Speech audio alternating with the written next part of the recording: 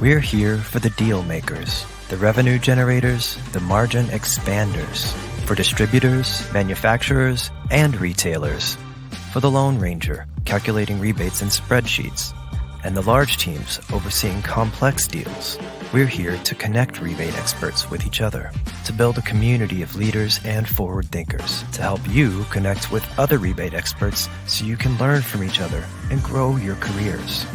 It's time to join the most exclusive community for rebate strategy on the internet. We're here for the rebate strategists.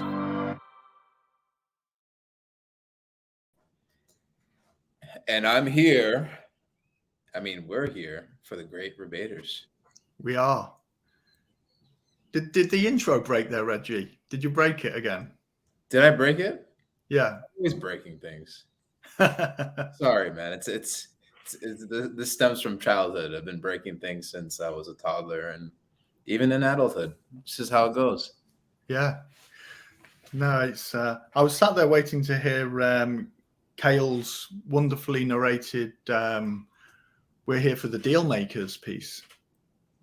Did we miss that bit? I cut that off. You cut it off. Just going with yeah. Well, maybe, just maybe. Hey, hold on. We got someone in the audience. Hey, what's going on, Fitzwilliams? Good to see you. Hope you're doing well. But maybe like we could finish it off for Kale. So yes. Jordan, do you want to finish it off for him? Because you got that nice British accent that everybody loves. I wish I had that accent. No, I can't actually. He said something. We're here for the deal makers, and it was lyrically, it was very, very good, but I can't remember what he said. But basically, what he said was, we're basically here for people who deal with rebates. Yes, and we have an amazing community. And he said it, very smooth. He did it very smooth. Yeah, and it's hard to replicate that, right? But we will say, please, everybody that's tuning in, join the Enable community, the rebate strategist community, and you'll see below the URL that's flashing across the screen. We would love to have you join our community so that we can interact and answer any questions that you have. Yeah, we love to talk just rebates. There's a rebate poem in there for anybody who's, into that as well. Carefully created by ChatGPT. So like just about every piece of marketing content going on at the moment, apart from the stuff that was written genuinely, of course, just don't know. Anything written by you is just you. It's not ChatGPT. There's no AI. I did try it with rebates. I tried to get it to do my job so I could sit and watch a few more episodes of something like Dexter or something like that, but it didn't quite grasp it. So hopefully soon, because I think, I think all joking aside, it's that kind of technology. You basically embrace it, don't you? I don't want to be that guy that, do you know the person who types on a keyboard like this and you think, are you mocking me? Because that's exactly how I type. Yeah, but I just think I don't want to be that guy. There will be a point at which technology will move beyond my capability. But right now, I want to feel like I'm still, in touch. Like watching my dad use a smartphone. There's nothing smart about it. It is literally scary. That I hate to think, what's going through his mind when he's looking at this piece of technology.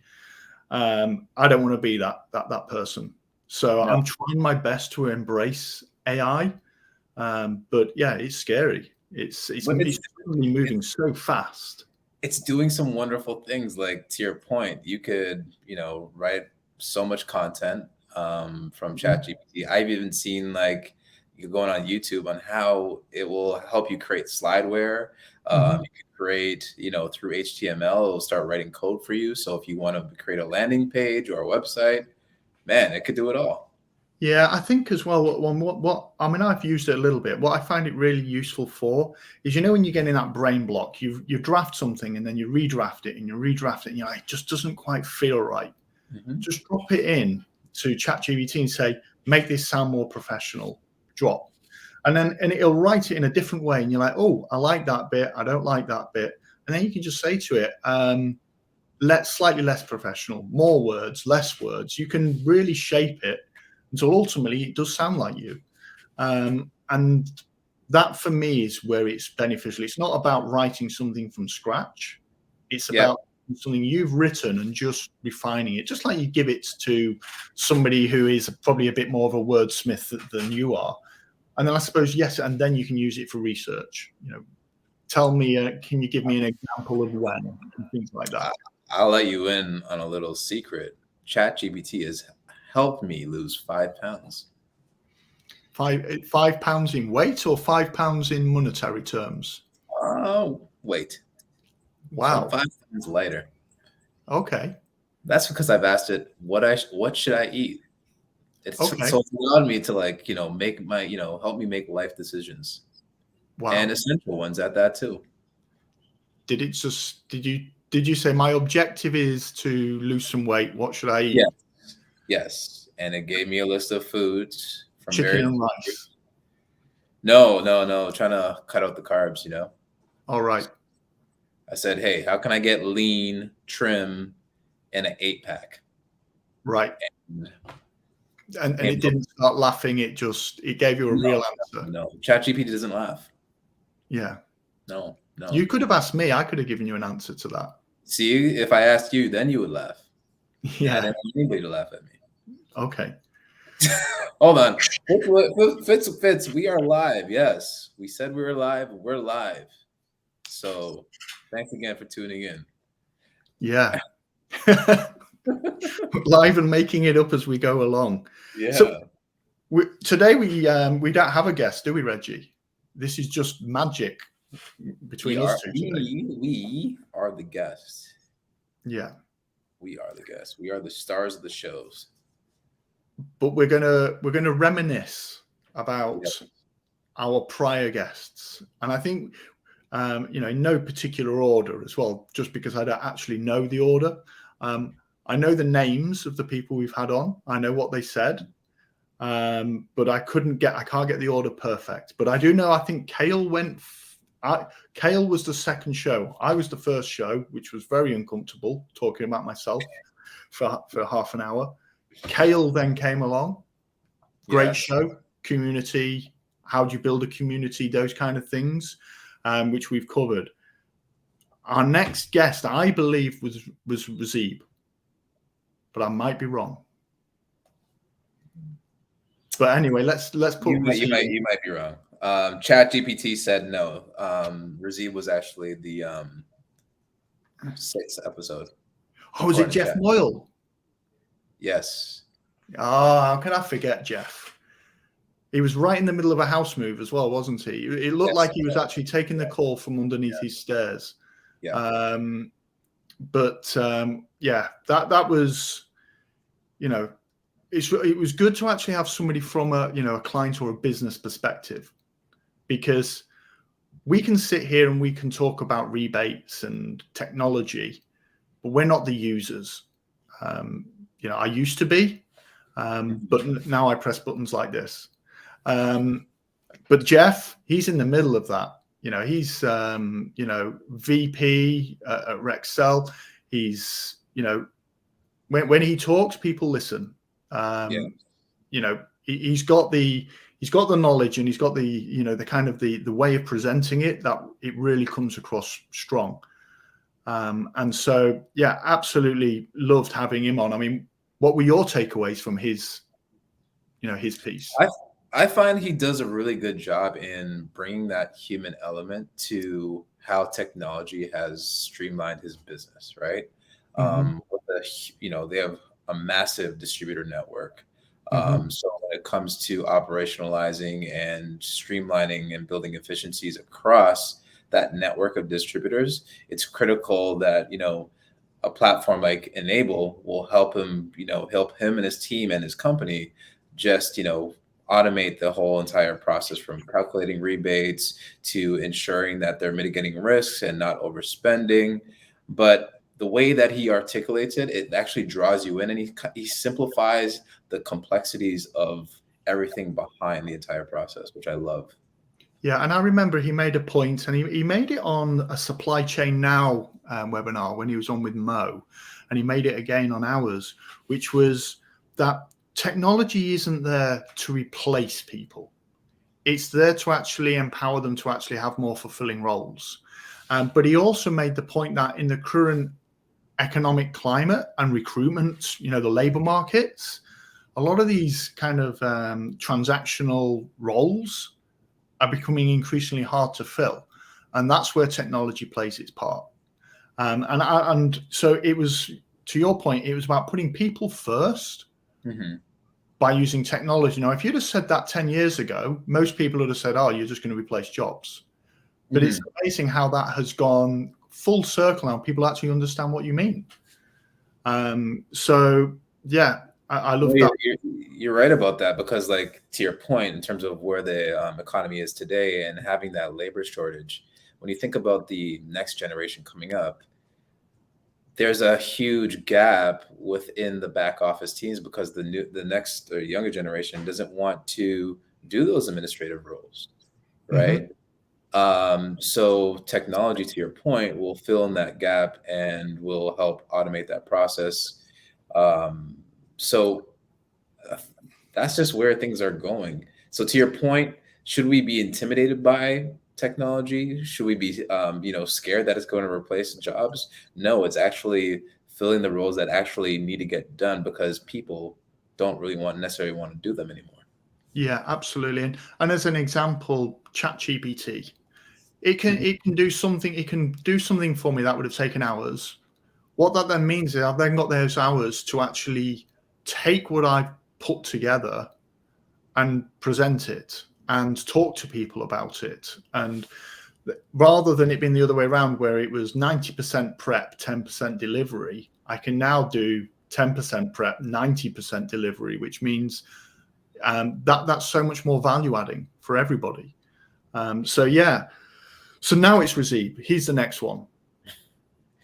Yes. Brilliant. So yes, go ahead. And ChatGPT. ChatGPT. I keep saying GBT. I don't know why I say that. It's a new version. It's the British version. Yeah, it's the British version. Yes. So he talked about building a product and bringing it to market. So for anybody listening, he works for Enable. He's one of our top product people. He very nice guy. When I came over to Toronto, we went out for drinks, we kind of just talked about everything one night, and great guy. And product, wow. Can you imagine having never seen a rebate, never worked with a rebate, never worked at Enable? You brought in, can you help us build a piece of software that's going to help manage? Well, it was SPAs, which are like a really complicated form of rebate. He must, don't know what was going through his mind when he said, "Yeah, that sounds like a good idea." But he grasped it so quick. I was impressed, because a lot of people, whether people at Enable, people I speak to, some of this stuff is pretty tricky. I mean, I didn't even know what a rebate was probably 10, 15 years ago. When, in my early career, it was just not something we came across. And when I did, I always thought of it as that thing you might get, like a tax rebate or something like that. None of the kind of the business to business, these great big incentive schemes. So yeah, hats off to him for, understanding it quicker than I think most. And I think just more importantly, just been a decent guy. That's my label for Razib's session. Decent guy building some amazing software. Headline: Razib, decent guy. Decent guy. No, he's what you call a true product manager, right? Like there's a pragmatic framework when it comes to developing product, and like you said, he came from an entirely different world. unknown to any sort of rebate experience that he had in the past, but taking into account frameworks that he's adopted from previous roles and then applying it to this space, again, going down that path of discovery when it comes to uncovering, well, what do customers want?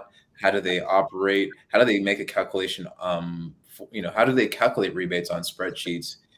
Having that know-how to take into account what's being put on a spreadsheet and then building the technology that would essentially replicate that process, but do it in a manner that's obviously faster. It's a lot more simpler. You could ditch the spreadsheets and do it through SaaS, right? But what gets tricky, obviously, is making sure that you have a simple UI UX. You could always try to put in all the bells and whistles and build all those features at once, but that would slow down the development too at the same time. Plus, you're managing hundreds of different customers and they all have different needs as well, right?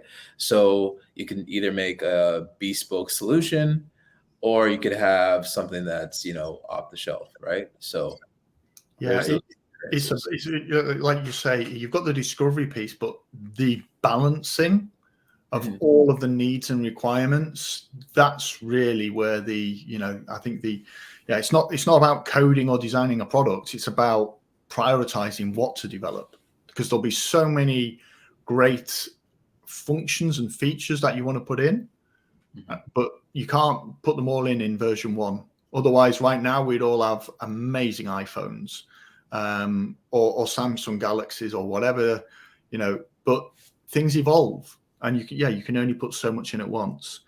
Hold on, there's a question here, and it goes back to your comment about before. Once upon a time, there was a minute where you didn't know what a rebate was. So someone in the audience, Fitz, what is a rebate? Oh, where do we start with that one? I must admit, that's probably the question I get the most, and I still haven't yet got a perfectly scripted answer.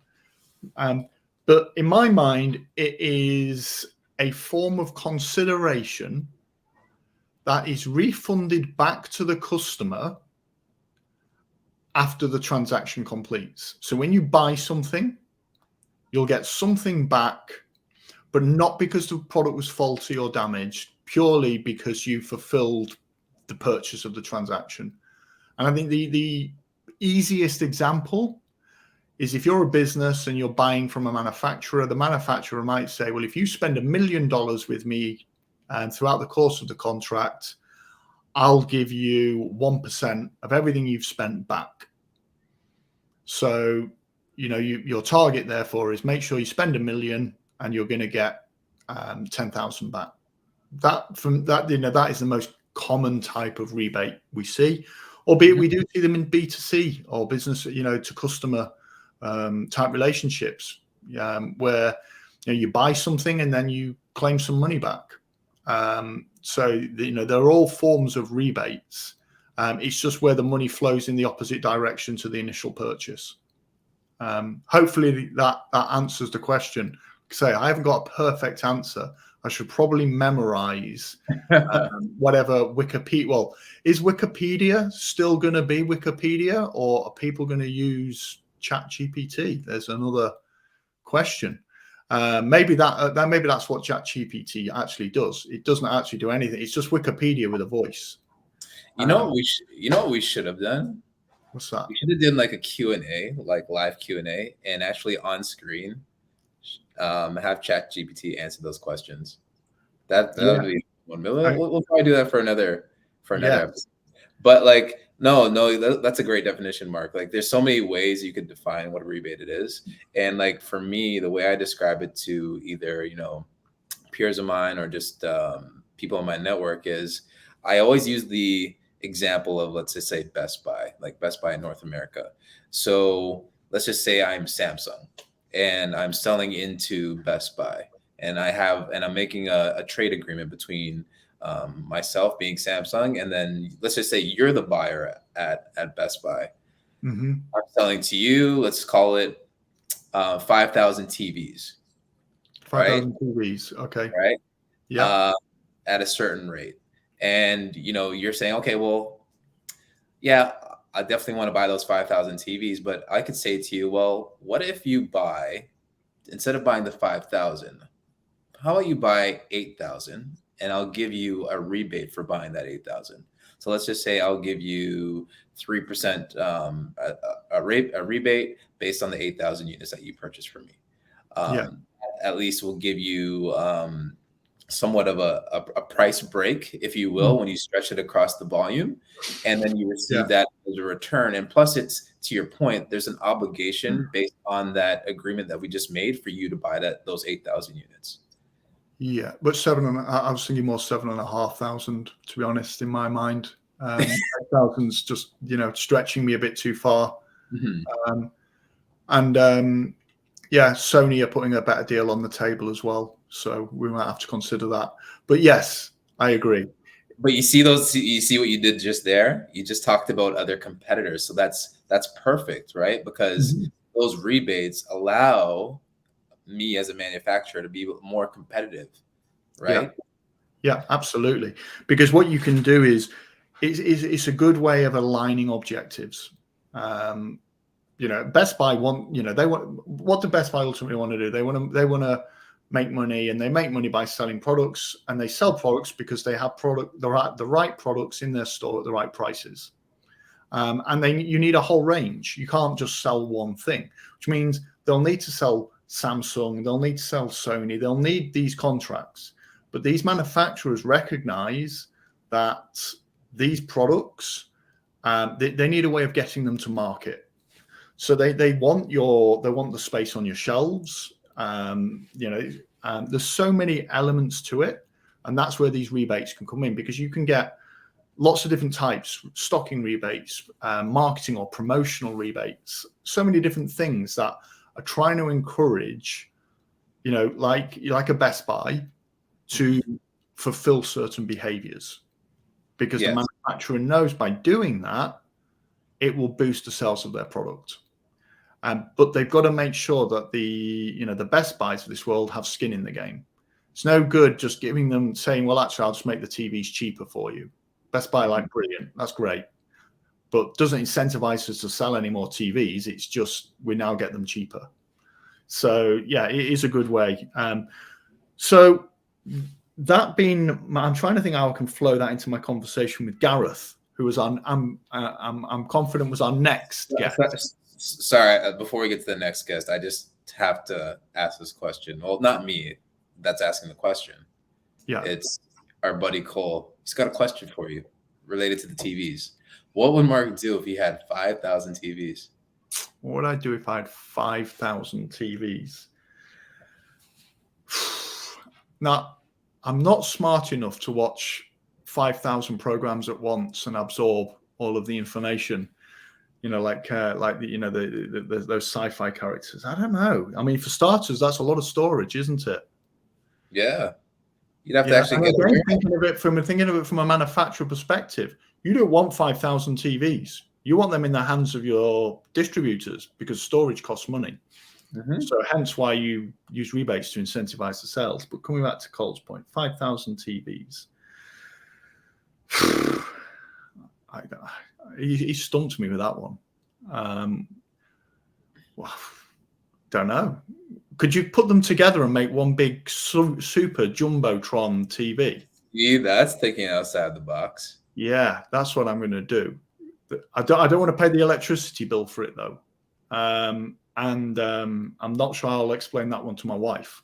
But yes, that's what I'm going to do. Or if I'm being really nice, I'd give them all to charity. How's that, Reggie? I'm going to give them to charity. I'm not going to have that super jumbotron. Do you see this, Mark? Yeah.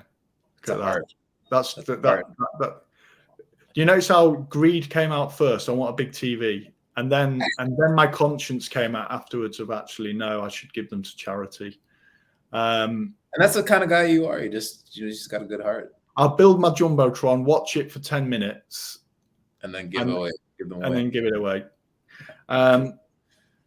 So then we had Gareth, our first British guest. Yes. And I remember because of he watched something else with us on, and they had their logo in the background. Do you remember? He artistically put his logo in the background. So ACS fixings. So they kind of do, in the construction world in the UK. He was in clearly a meeting room, and he decided to brand up that meeting room, and he did an incredible job with an A4 piece of paper and a printer. So again, we're always marketing, but I thought that was brilliant. Yeah, we're not picky. This doesn't have to be, you don't have to be presenting from Google's offices or something like that. We respect that not everybody has 5,000 TVs. So for me, what's important with his messaging was he was really talking about, again, the industry, like when we spoke to Jeff. But Gareth is more about the trading side.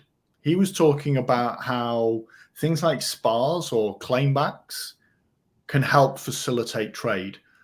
Now, I'm expecting any minute a question of what is a claimback or what is a SPA.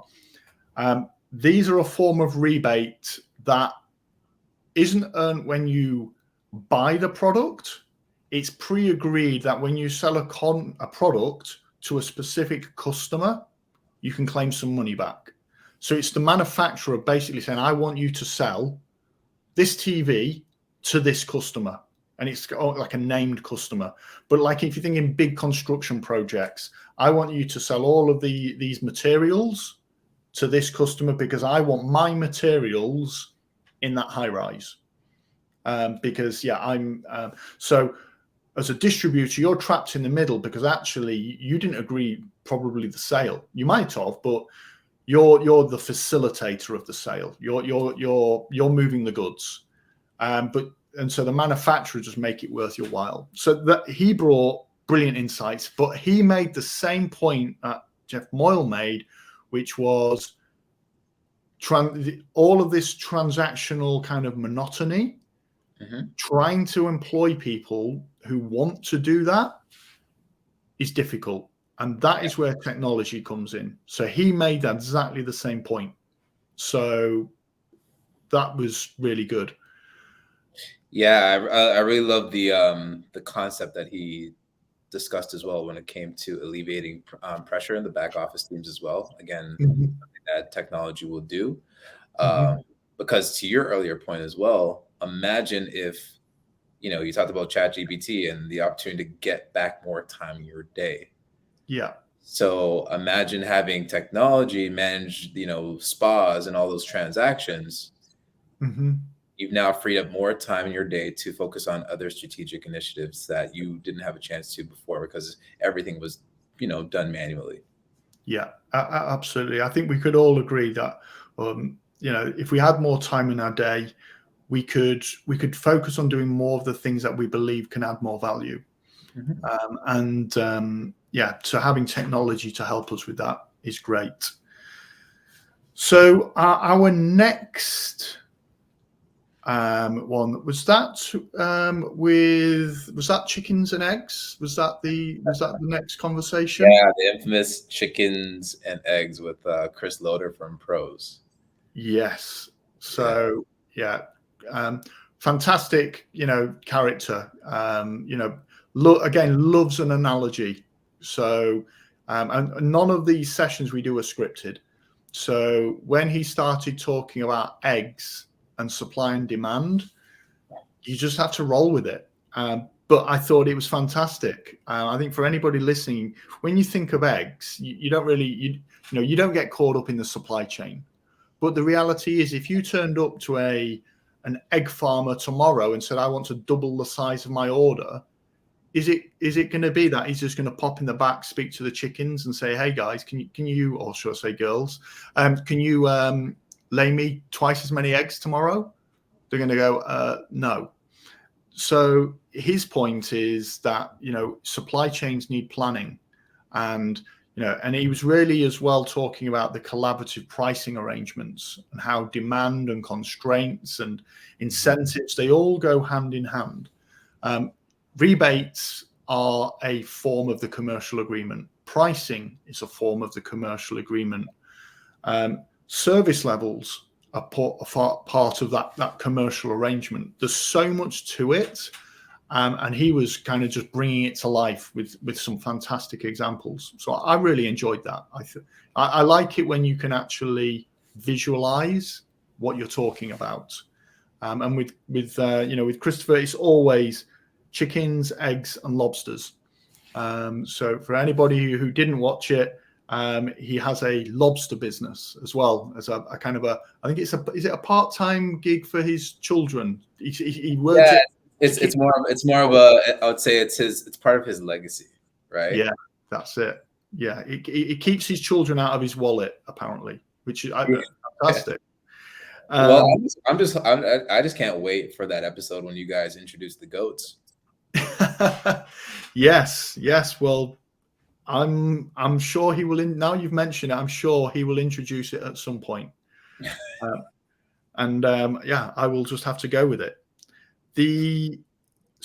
I am mindful of time because we've had so many great guests, but then we moved into another first for us, didn't we, Reggie? Yes, this was exciting. It was go ahead. Exciting and scary and all at the same time, and I'm still grateful to be employed.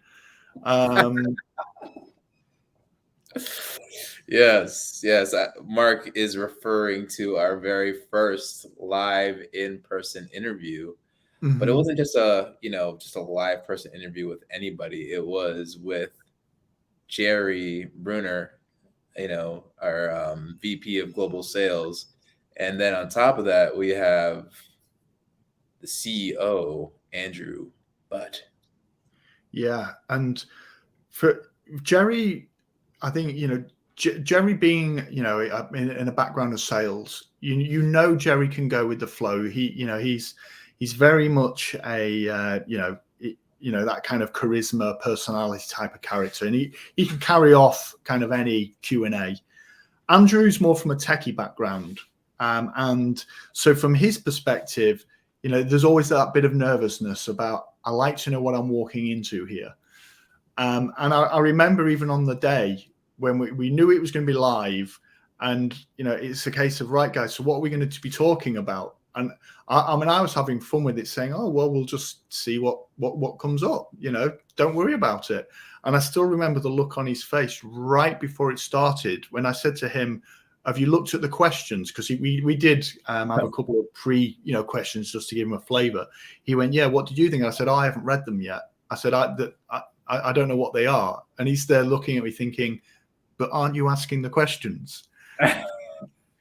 But and we tried to get the balance there, didn't we? We were a bit of fun, but also allowing them to tell their story as well, because it's not just an enable story. It's a story about how a tech person met somebody who was renovating their house. And it would appear that the whole, this multi-million empire was agreed on the back of the provision of tall boys. But it was fantastic. And, they were a great sport in terms of, one, about how they met, about the idea and the vision for Enable. But then, things like, I still love it. And I know Cole, obviously, is listening. That who is your favorite enablee question? I know that I was surprised that Andrew didn't say Cole. But I'm shocked that he didn't say you.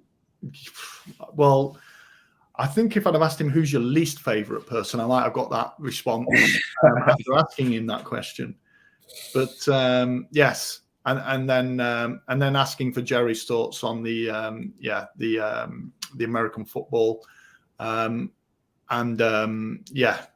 needless to say, I touched a nerve with that one, but he was a great sport with it. Just a little bit. People are very passionate about their sport, so the great session. I particularly love the question that you asked him about, who would which actor would play them in a movie. Yes. And I was really shocked by their answers. Yeah, well, I thought Jerry was going to come with something quite, salesy and shallow and be like, somebody, some superstar. But to come up with Bruce Lee, I was like, wow, that is a legend. Legend. Did not see that one coming. No. But even then with Andrew, I thought him going with Keanu Reeves, you could actually see almost the similarities. Mm-hmm. And then there's the techie bit. And I just thought, I mean, not because of his roles in John Wick. That's not our Andrew. But definitely his Neo type role. So I'm waiting to see Andrew start coming into the office with one of those big leather jackets on and some shades. But yeah, they were a great sport. And listen, I'm human. I made a mistake. I said VP. My bad. Jerry's not VP. Jerry's president of Global Field Operations. So he is. Well, it's okay because I got his title wrong when I introduced him in that. If you remember, did I say global president when it's president of global? Or it's one way that, and Andrew, he was on that like a shot. I remember he went nearly like that, and I was like, oh, thanks, Andrew. Yes, no, he's I was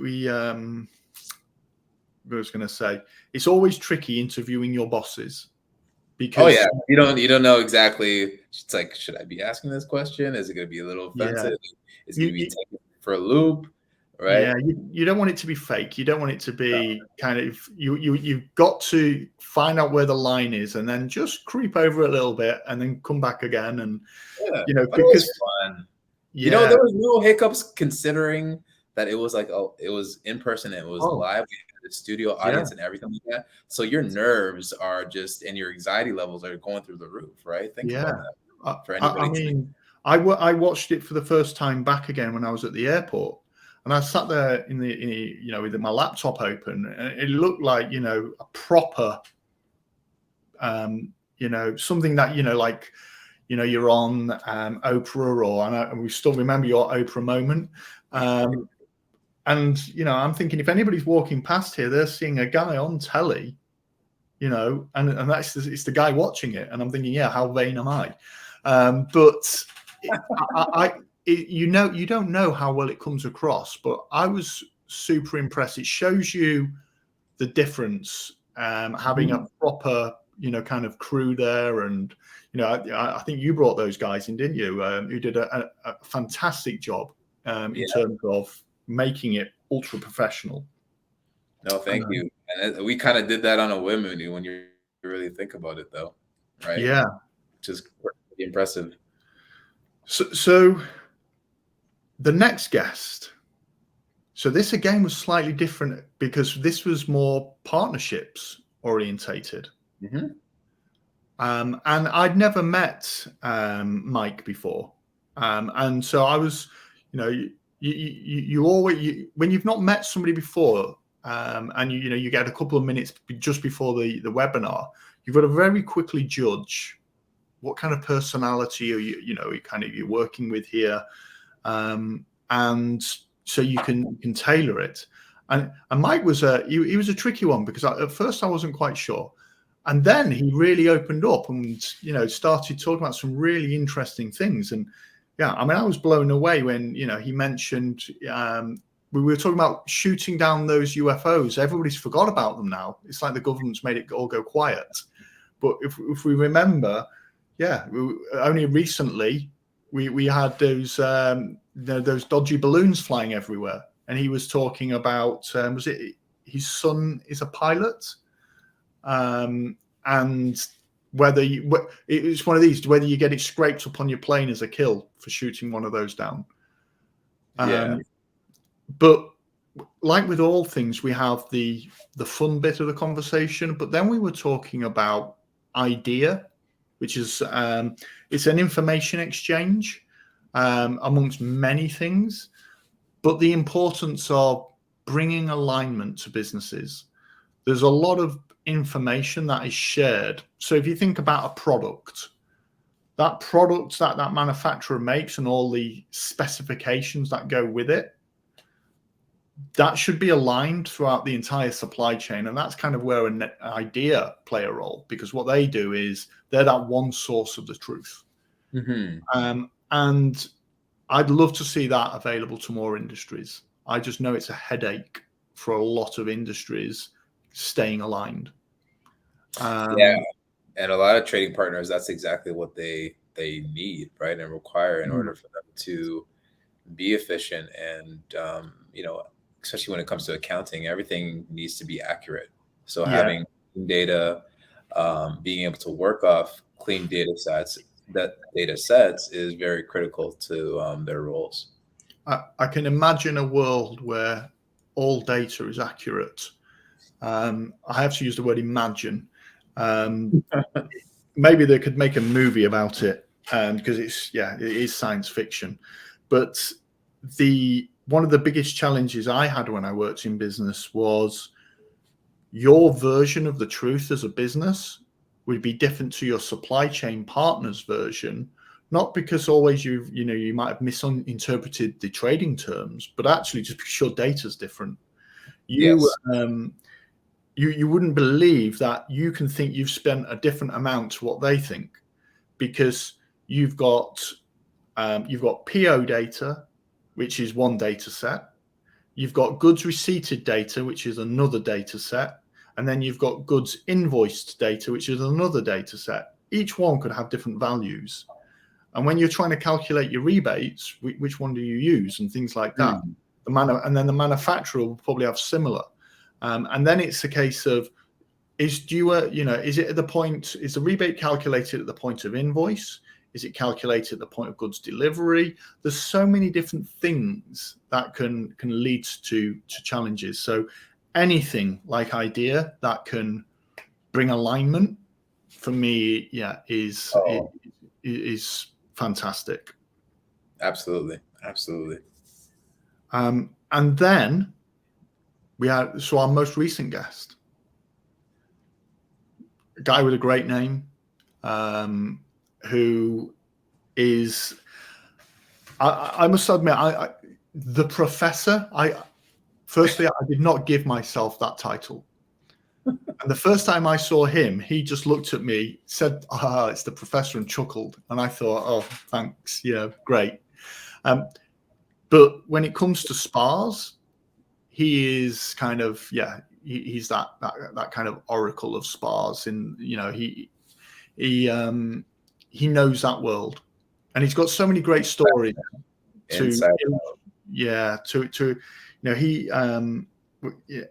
I was joking, I think, before this call, and I said, about the Englishman, a Scottishman, and an Irishman.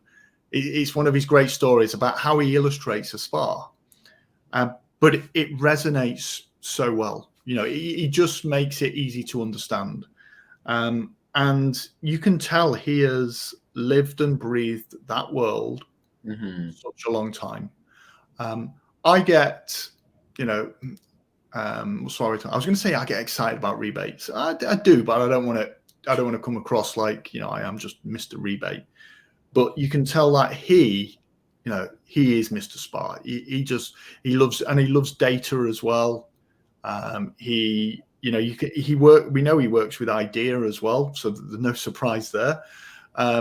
So he understands the importance of data about spas, about businesses trading seamlessly, and he's been there and he's done that, and so a great voice that echoes a lot of what we want to say and adds to it.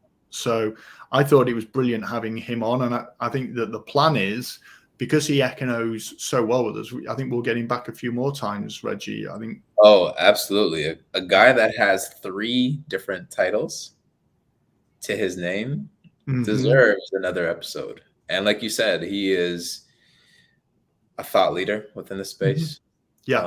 But through thick and thin, knows everything like the back of his hand related to spas.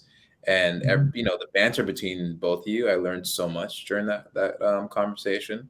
And he likes to use a lot of analogies as well, which we all appreciate, because then it again simplifies and helps you make that connection between the various concepts related to spas to help simplify how complex it actually is. Yeah. No, I really enjoyed having him in the conversation, because he just says it as it is. It's all very real. It's all first-hand experience. We too often you hear thought leadership, and it is airy fairy, perfect world, and he's not like that. He's talking from experience. He's talking in realistic expectations of what we should all strive for, and that for me is so much more powerful. So really enjoyed that, and so I think when we look at it, we've had amazing guests. Yes, and I'm happy. We're happy to be part of part of the whole facilitation of these conversations, and even our audience has been amazing to this date. Tuning in whenever they can, and we appreciate the support and everything that you guys have all brought to the table, whether it be comments, whether it be questions, and of course, we're always going to give socks away. We are. I think. Bear with me a second. You got some socks there? Uh-oh. Are those jogging pants, Mr. Mark Gillum? Those are nice. Yeah, this is it. When you work from home, you can have your joggers on. Look, I have a sock supply. That cupboard, I can't show you inside of it because it's just socks. I don't want to know what's in that cupboard. I don't want to know. Socks and more socks. And speaking of socks, Natish actually said 5,000 enable stocks instead. And I guess this was in relation back to the 5,000. What would I do with 5,000 socks? I'd put them in my cupboard behind me. That's pretty much what's happening back there. Every time I go to a conference and there's some socks left over, I just come back with a box. I was thinking maybe we should expand our sock range because pet products are doing really well. So I was thinking maybe we should have enabled socks for dogs. I'd love to have some socks for cats because of my cat. Stop her destroying the furniture. I think socks is. Who doesn't want socks? Everybody needs socks. Everyone needs socks. I love socks. Yeah, a good pair of socks. I don't think you appreciate them when you're growing up. Socks are just they're just there. But as you get older, like at Christmas, if I get a good pair of socks, I'll appreciate that. When you feel them and you're like, yeah, these are good quality socks. I could do a whole podcast just on socks. I feel like you could. Yeah, I like getting the right. Is it the right nylon, polyester, and cotton content? It's very important. And then you got the socks with the bit of padding in the bottom and the ones without it. And the only challenge you've got is when you get different socks of different thicknesses, then you need different pairs of shoes. I apologize, everybody tuning in. This is Mark's. We could go down a rabbit hole, and but do you have that? I have to. You can see the passion that's being exuded from Mark when he talks about socks. It's near and dear to his heart. So I have rebates and socks. You know what, Mark? You ever watched? You must have watched Forrest Gump back in the day. Sorry, Forrest Gump. Oh yes, Forrest Gump. Yes. You remember Bubba? Yeah, and shrimp and shrimp. You are the Bubba of socks. That's right. Bubba was one of my favorite characters in that film. It was a shame that. In fact, I don't want to ruin it. Maybe somebody's tuned in and they've never seen that film before. It's for me, and I'll wrap this up now. The only challenge in having lots of nice different socks is you have to have different shoes, because socks of different depths and widths, and thickness, have a different fit in your shoes. So sometimes if I like a sock, I have to wear a very specific shoe with that sock. So one question before we leave, and it's related to the socks. Do you And maybe I'm thinking the audience is probably curious about this too as they hear you riff about socks. Do you, the night before, lay out your socks for the next day on your bed? No. That because you just don't know what tomorrow's going to bring, do you? That's very profound, sir. Hmm? I said that's very profound. You don't know what tomorrow's going to bring. No, you Hey, don't. it might bring you red socks instead of green socks. You might wake up having had, the most amazing night's sleep and just think today it's yellow sock day. And I've been waiting to wear those yellow socks because it's a Yellow bright sunny day. socks Yeah. sounds like a fantastic day. Yeah. Other times you might think, you know what, I was going to go out today. I'm now not because the weather's not so great. So I'm going to wear warm, fluffy socks because you know what, they don't go well with shoes. They go well with my slippers. So yeah, I don't feel that your life sock choices, you have to be defined by them. I feel like, you can be free when it comes to socks. You can wear what you want when you want. I reckon, and I don't usually say the word reckon, but I reckon that you have those socks with pom poms at the back. You ever seen those ones?